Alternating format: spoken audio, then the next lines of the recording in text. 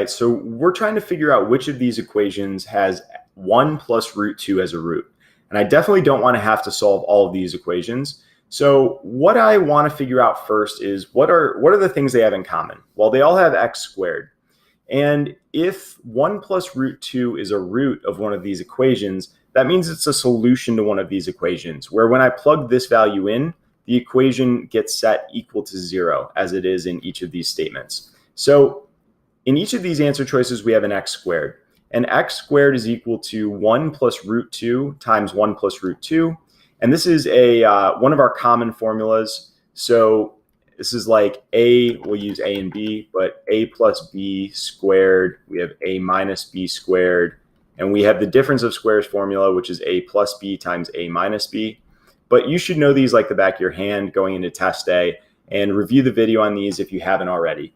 So knowing this, we know we're going to get this is a solution automatically, and that gives us 3 plus 2 root 2. So we have 3 plus 2 root 2 is equal to x squared. Well, if I'm trying to get down to 0, that means I'm going to have to remove a full 3 plus 2 root 2. And in answer choice A, I'm adding even more stuff. I'm adding 2 times 1 plus root 2. And we should probably just solve that out since most of them have that in common. 2 times 1 plus root 2 is going to give me 2 plus 2 root 2.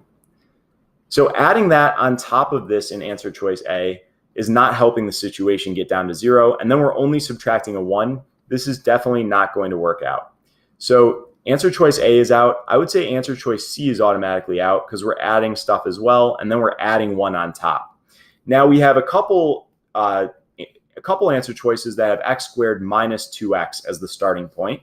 And so x squared minus 2x would be 3 plus 2 root 2 minus 2 plus 2 root 2, which is going to leave us with 1.